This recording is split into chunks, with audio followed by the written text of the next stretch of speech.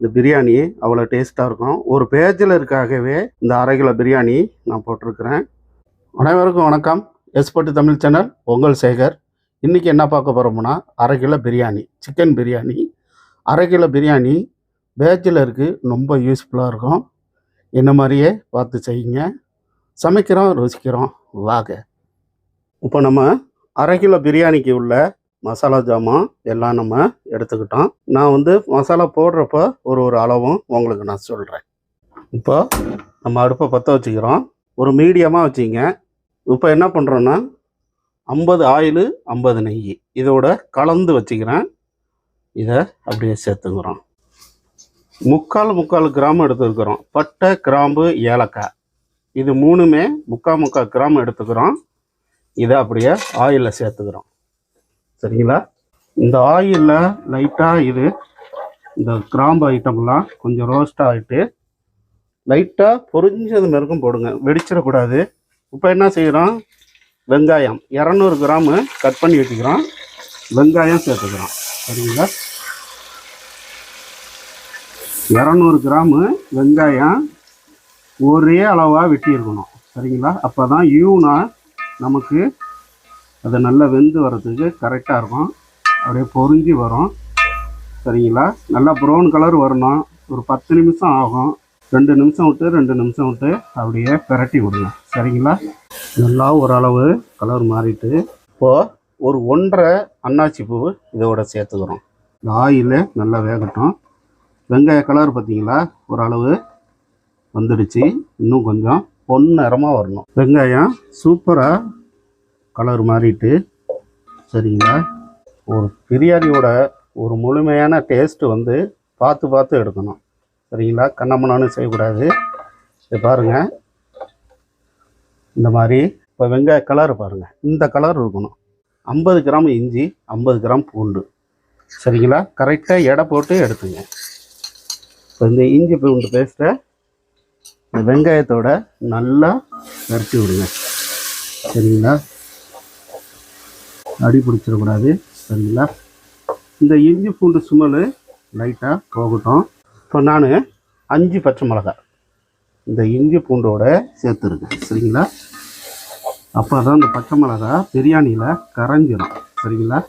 அந்த இஞ்சி பூண்டு கலர் மாறிட்டு பாருங்க. சரிங்களா? இப்போ என்ன பண்ணுறோம்னா நான் 5 கிராமு மிளகாத்தூள். சரிங்களா? 5 கிராமு கரெக்டாக எடுத்துங்க. இதோட அப்படியே போட்டுட்டு இப்போ என்ன பண்ணுறோம், இது கொஞ்சம் வேகட்டும். இப்போ என்ன பண்ணுறோன்னா நல்லா 3 விரலில் பிடிக்கிற மாதிரி போட்டுங்க.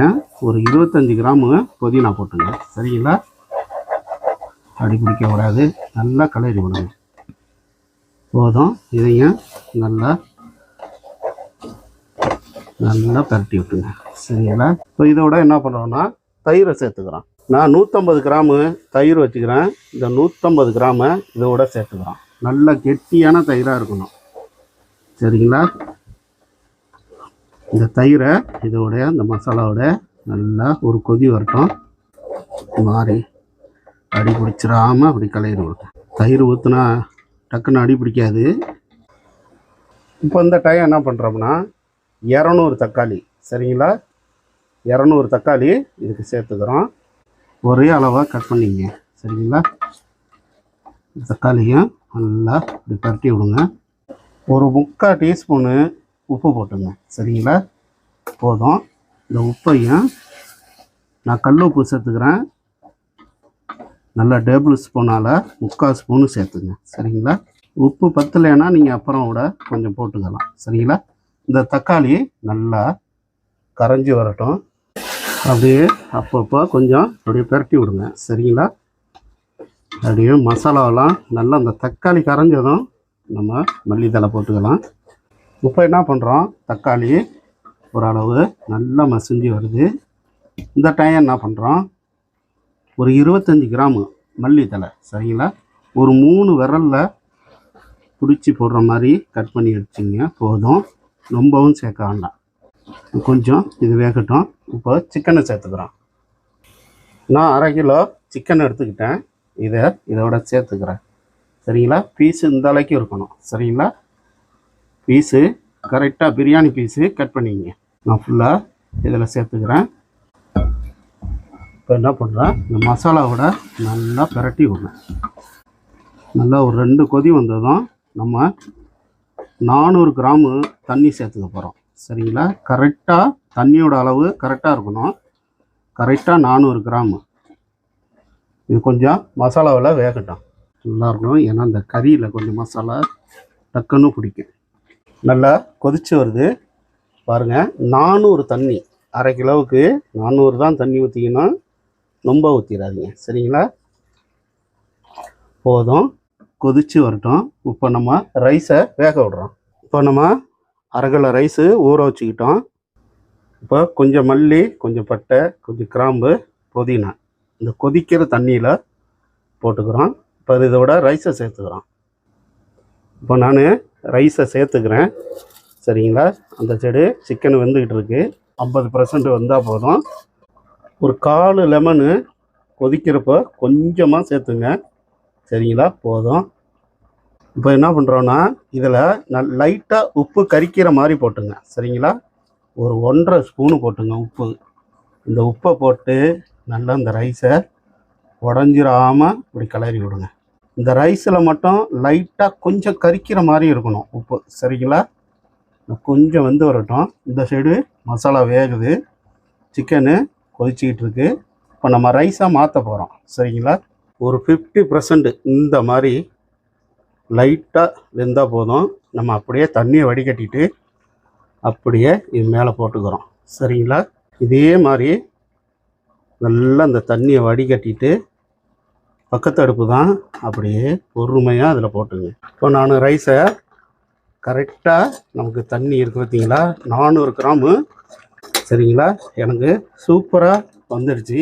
இது மாதிரி இருந்தால் போதும். இந்த மல்லித்தலை புதினாவை மேலே போட்டு இப்போ நம்ம தம்மு போட போகிறோம். சரிங்களா? நான் ஒரு பிளேட்டை போட்டு தான் மூட போகிறேன். ஒரு பிளேட்டை போட்டு நான் அப்படியே இது மேலே மூடிக்கிறேன். ஒரு வெயிட் ஒன்று தூக்கி வச்சிடறேன்.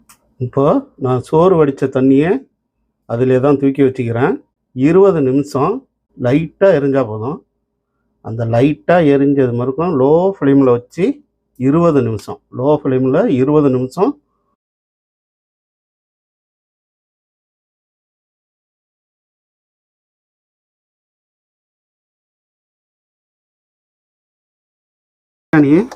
பிரியாணி சூப்பராக வந்திருக்கு. ரைஸை பாருங்கள், நல்லா வந்திருக்கு ரைஸு.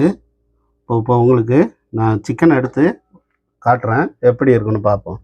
நான் ஒரு பாத்திரத்துக்கு தான் பிரியாணியை மாற்றி உங்களுக்கு காட்டுறேன். செம்ம டேஸ்ட்டாக இருக்கும். நான் எடுத்த அளவே நீங்களும் சாப்பிட்டு பாருங்கள், வேறு லெவலாக இருக்குங்க. இந்த பிரியாணி அவ்வளோ டேஸ்ட்டாக இருக்கும். ஒரு பேச்சுலருக்காகவே இந்த அரை கிலோ பிரியாணி நான் போட்டிருக்கிறேன்.